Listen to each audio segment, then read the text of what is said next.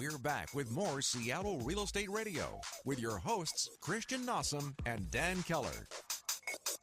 Hello, and welcome back to Seattle Real Estate Radio here on KKOL 1300 AM. I almost forgot the radio station's name right there. Good job, Christian. Not good. Got a few things on my mind at this minute, apparently. Yeah. Welcome back.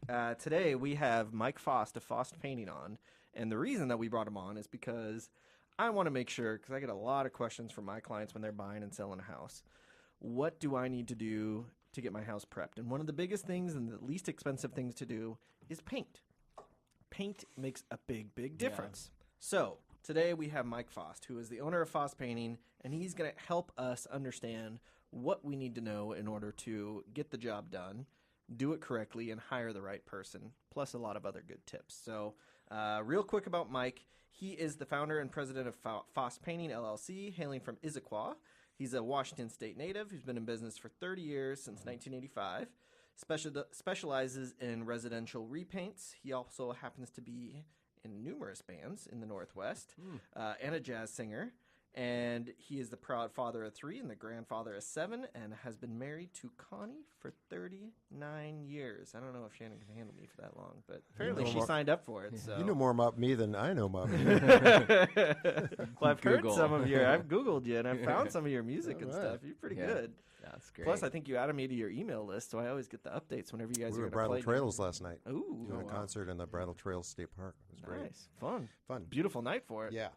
Wow. So he'll paint your house and he'll sing. Yeah, exactly. I try to while he's not do that. painting, yeah?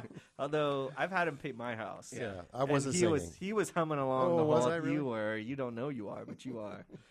Yes. So, one of the questions that I get quite a bit is, when is the best time to paint the exterior of your house? It kind of seems a little obvious in the Northwest, but is that the obvious time? So when is it? Well, yeah. Any day that's not raining is the answer to the question. Exactly. Good luck with that. Yeah, typically June, April. April's often good. We painted the Bohm's Candy Factory in April, right before Easter, and had it done, and we just happened to hit a nice stretch of weather. But April to about October 15th is about the limit, because acrylic paints don't dry well below 50 degrees. Even though they're rated to 32 degrees, and most of the modern paints, they'll be right on the label, rated down to 32 degrees, but try to get it to dry. Interesting. It's very hard to dry after 50 degrees, below 50 degrees. So consequently, I pretty much wrap it up by October 15th, unless somebody needs to have it painted and they're selling it and they don't care. Yeah. They have to have it happen. So at that point, we'll pull out the blowers, go rent some blowers, and heat up the air around the house to get it to dry. So the ideal time is April 15th to about October 15th. Interesting. Yeah. See, I didn't know that. Yeah. And I've talked to you about this. Maybe not this specifically, but I've talked to you about stuff like this. Yeah. So, Well, and when it's too hot, correct? Because heat Well, can have can have a negative effect as well. Yeah, right? if you eliminate the days that are too hot and too rainy and too cold, you'll never paint in Seattle. So what you do is you try to work the sun. Yeah. So you start in the morning, and the sun typically rolls around, unless a house just has massive amounts of southern exposure. Yeah. But you try to work that sun so you're not in the direct 90-degree rare day that happens here in the Northwest. But typically it's 75 degrees, and you're good to go. Good. interesting.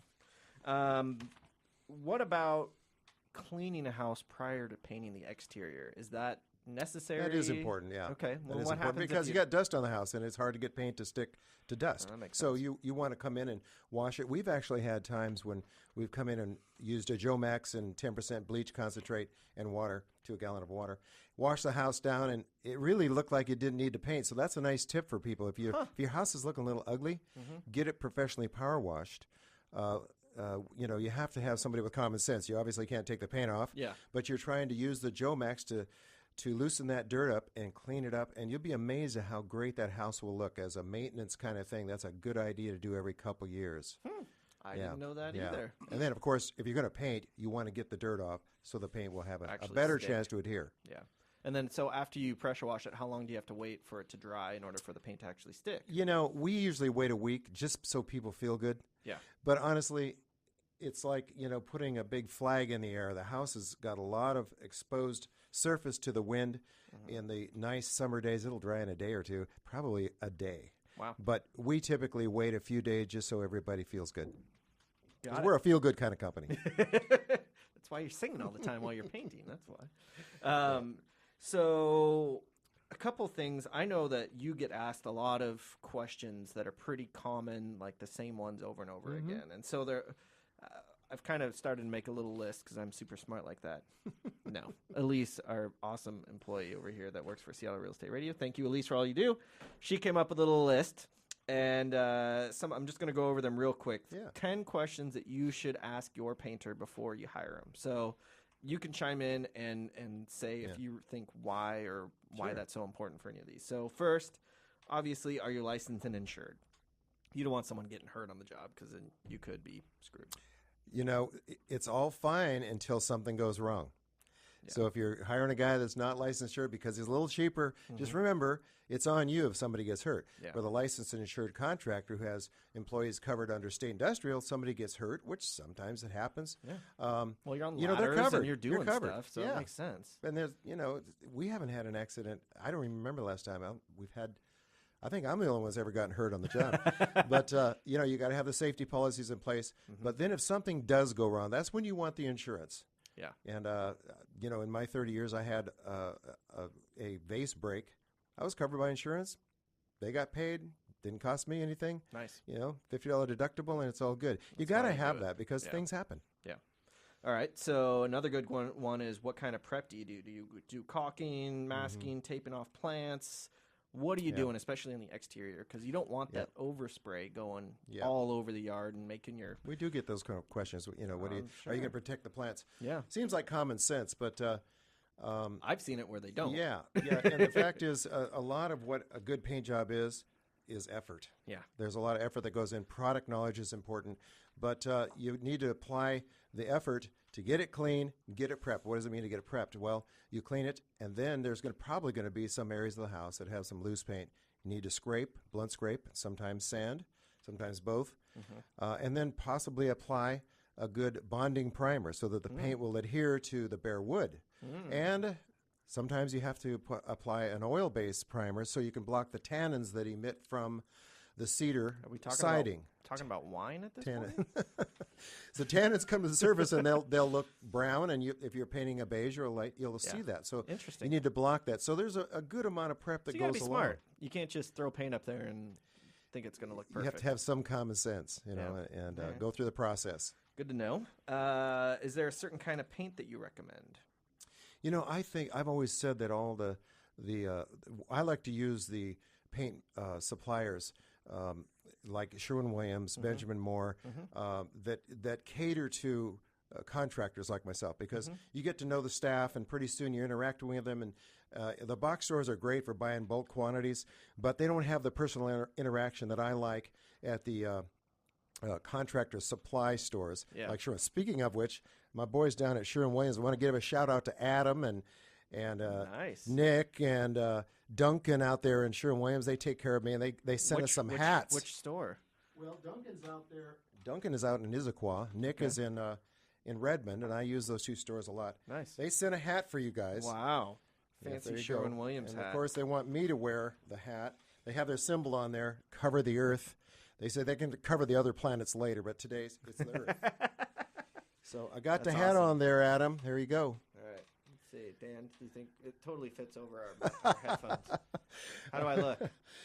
That's look really sharp. awesome. I'm used to wearing baseball hats with a big flat bill, so... I want to give a shout out to Mallory Paint too. Jim out there, he's a entrepreneur and business owner, and he's not big major corporation, but he's went out there and bought several stores that supply Benjamin Moore. Mallory Paints, good guy. I've been you there go, before. Jim. Shout out for you. Good job. All right. So how long does a normal paint job last for exterior wise? It used to be when they had lead in the paint, 30 years. I mean, it just didn't go away. Because and lead was in every paint before 1978. Just throwing that out there. Exactly, yeah. So, in fact, if you're painting a house in Seattle, you want to make sure you do the lead test on it, which is easy to do. You crack the container open and rub it on the paint. If it turns pink, there's lead. So, but side note, if you know that your house has lead paint, like you've done the test, now you have to disclose that to any future buyer. And they will then have to disclose that forever. And you also need a contractor that has been through the lead lead course, the lead painting Yeah. course. So they use the proper protocol when they put their employees on that paint. They start sanding. They need the right respirators, et cetera. Yep. So, and we've done that. We've been through the lead course. Okay.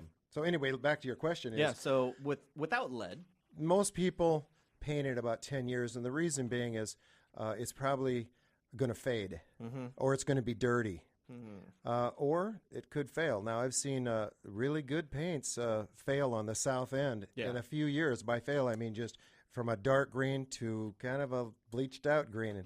And so the new paints are much more environmentally friendly and everything. They're not as hardy, but you still should get 10 years out of a paint. Now, they'll say lifetime. Some companies actually won't rate their paints. They'll just say premium quality. Some of the companies like to put a number on it. Sherwin-Williams, for example, has a lifetime rated paint.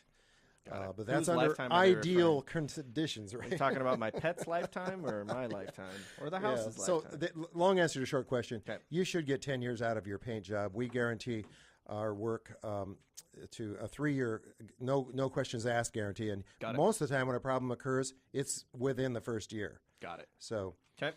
And then do you help assist in color selection at all, or do you kind of leave that up to the paint I have store, fun with or- that. I have a couple of color consultants I use that are really good. They do it every day. The first thing you're going to do, a little tip for you, if you want to start looking at colors, look for what's not going away. So you go into a house and say, okay, I got a mantel there, or I got a brick fireplace. It's white. It's not going away. I got to kind of work with that. Or it's gray. Same thing on the outside. Brickwork, anything rockwork that's not going away, you have to work with that. Yeah. Most common color, I saw your question there, is beige. And various shades of beige. You know, now we have the lattes and the mochas, and they're very, very popular. I heard that like grays were coming in more now. Grays and are kinda popular too. Taking off the beige was kind of starting to fade away, and grays were more coming in, or I don't know. I'd say it's still beige is the most popular, but gray is awfully popular as well. And blues, there's a lot of blue houses out there. A couple more questions. I'm just going to roll through these before we Okay. take a break real quick. Credit cards. I assume you can take credit cards. Yeah. Okay. I guess a good one to check. Are your workers actually American citizens? Yes, my workers are. Yes, I'm proud to okay. say, and that's not the common. And that's not Yep. that common anymore. But yes, they are, and I think that's really important. Again, they have to be covered under state industrial, and it's on you to check those things out. Got it. And then you got your 3-year guarantee, and then do you do interiors, cabinets, millwork, all that fun stuff Yes, too? yes. Cool. All right, well, we got to take a quick break. We're going to be back with more questions for Mike Faast of Faast Painting right after the break, so stay tuned for more Seattle Real Estate Radio. Stay tuned. There's more Seattle Real Estate Radio coming up here on Business Radio 1300 KKOL. We're back with more Seattle Real Estate Radio with your hosts, Christian Nossum and Dan Keller. Hello, and welcome back to Seattle Real Estate Radio here on KKOL 1300 AM. We are back with the one and only Mike Faast of Faast Painting, The singing contractor. the singing painter. I'm going to use that. There you You have go. to pay your royalties. Yes, I made that up. I trademarked it. You now have to pay me Okay. royalties every time you use that at any of your shows. So Mike is here today to go over and educate everyone on what to look out for and what to do when you're looking to hire a painter. And also, you know, the pitfalls and the pros and cons of hiring someone specifically and how to make Well, it. I mean, you and I both, you're a real estate investor. I don't want to say I'm an investor. I own a couple homes. But I can't tell you how much or what it does to a house when you're looking to either resell it or bring in new renters and you throw on a new coat of paint, especially the exterior. But so, no, this is great. This is something that every single one of our listeners, every single one of our clients will get value from. So And I'm Mike, excited. I've hired Mike for my own personal house. Yeah. He has done numerous clients' jobs, past clients of mine, helped them out numerous times. Yeah. He does a really good job. Yeah. He's not the absolute cheapest, but you don't usually want the absolute cheapest. Yeah. He does really quality work at a good, reasonable price, and he's honest. So Yeah.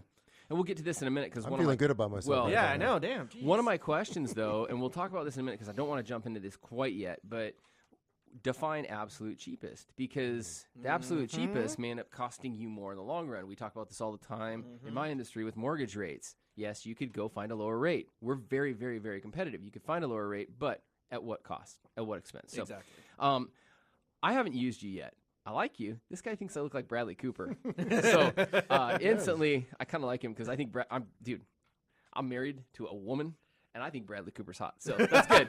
So he walks into the room, and he goes, you look like, Bradley Cooper in that American Sniper movie. You know the one where he put on a bunch of weight? Awesome. All muscle I was talking about. Nonetheless, Bradley Cooper, Chris Kyle, both are studs. I'll take it. So anyhow, Mike, love having you on. Hey, I've got a few questions for you. Can I follow up on your comment about cheapest? Yeah. You know, I've got a good friend, Bob Mixa, and he's a contract expert for Microsoft. And he'll say, I remember him saying, he says, we're not always the cheapest, but we're usually the least expensive. You can, hiring a bad contractor can cost you a lot of money. I gave a bid today where the lady had a contractor come in and they just painted over everything without sanding, cleaning, and now it's going to cost her more money. So just wanted to touch on that. So I'm writing that down because that's great. I love that. Is a really good so quote. We are not always the cheapest. But usually, most. often, the least expensive. Nice. Wow. Very nice. Well, so since we're talking about that, I was going to ask you how, because you're in the construction industry, I have to imagine that it's all about the bid. Like Christian said, you're going to go out and you're going to bid a project. How do you handle, I guess, in my industry, I'll call them rate shoppers. In your industry, you call them commission, slappers, whatever. How do you, Not what I call them. I don't know but what you all call right. them. I don't call them anything. I call them rate Commission shoppers slappers. because it's, the only thing they're focused on is that doggone percentage rate when there's so many more variables that you need to look at. How do you handle somebody that is a bid shopper? Yeah, well, the good news is it's not all about the bid. It's more than just the money. And after you've been in business for a while, you've proven yourself, you're hoping that other people are shouting your praises. Now we have the internet where people can go up there and post and I think you're hoping. I've left you a You left Yelp me an review. awesome review. And so it's not all about just about the money. You do have to be competitive, no question about that.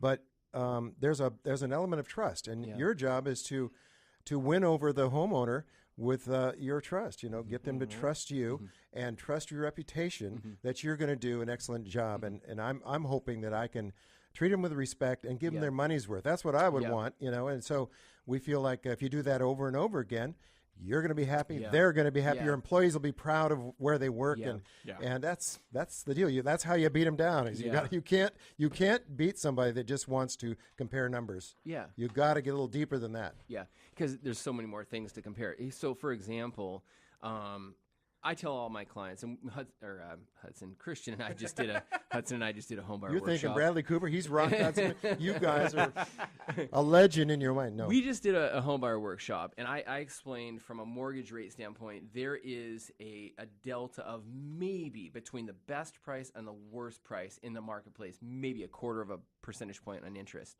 0.25%. 0.25% on rate. Yeah, now if you look at that on a $500,000 home over 30 years, that's a fair amount of money. But all things considered, in your industry, if you were to take the guy that wants to undercut everybody, low quality, and the absolute most expensive, whether it be you or what's the delta between lowest and highest? Sometimes it's really extreme, but other times I'll be surprised that the client will say, you guys are only like $500 apart. Yeah. Every once in a while, though, we'll run into somebody that was $10,000 more, and then you'll find those that are doing it for so cheap. You're going, well, are they going to actually use paint? Yeah. I know one guy, for example, that routinely adds a gallon of paint to every a gallon of water to every 5 gallons of paint, and routinely. And I know this because I hired one of his guys that they finally had a parting, and he happened to be a really good guy. He told me, he says, he always, that's part of, we dilute it.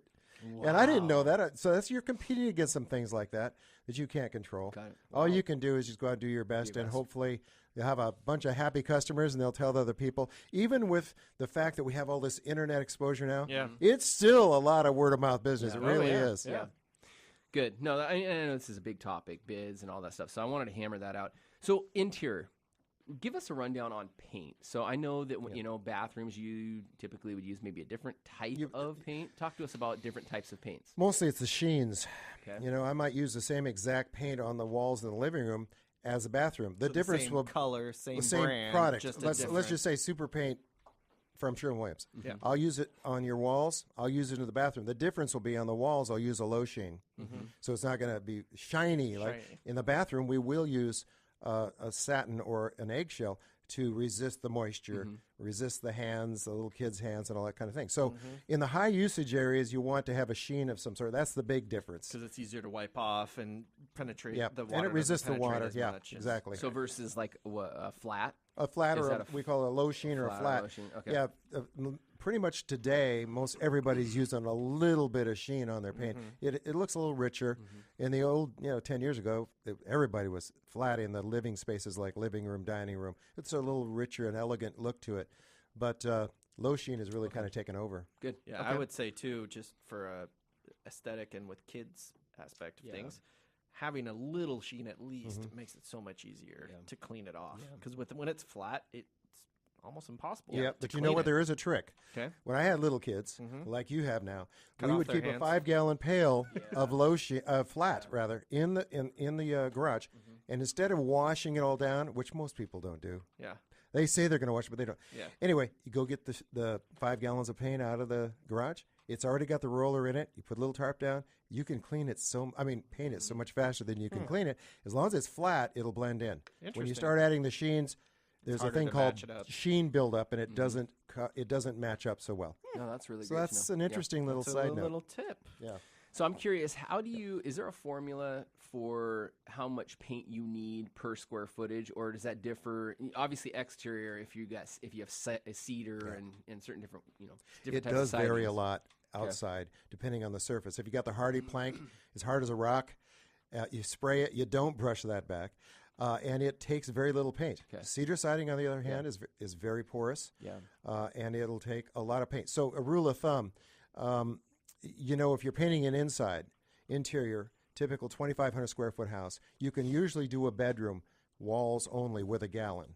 Okay. About a half a gallon for a ceiling. So you're doing 2 bedrooms, you just get a gallon of paint for the ceiling and 2 gallons for the walls. Okay. And so a rule of thumb is a gallon for walls for the average bedroom.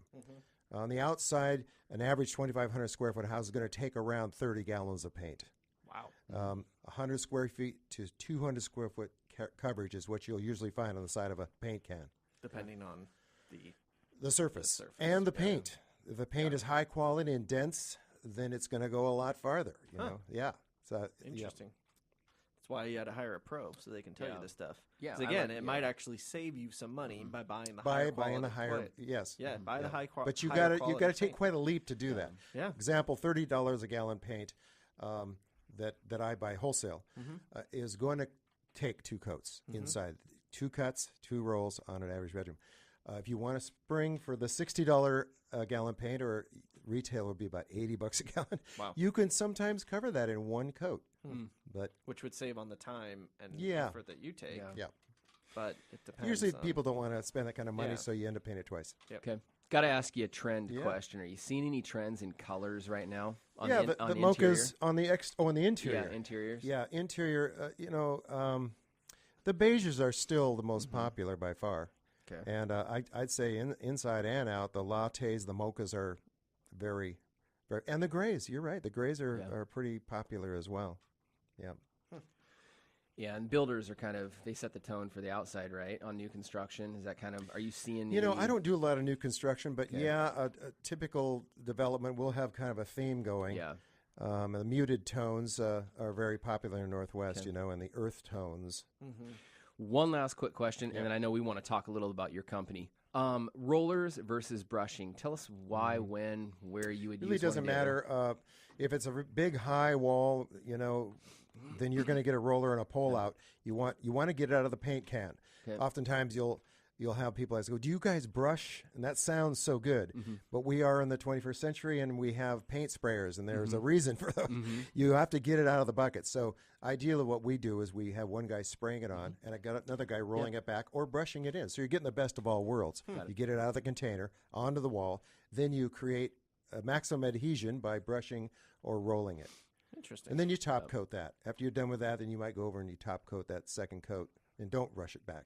Last question. How far north do you go? How far east do you go? And how far south do you go? My main farm is Redmond and Woodinville, but we come into Seattle all the time. There's a lot of great clients in Seattle. We also go, I have a vacation home up in Bow, Washington, so I do some Bellingham work too.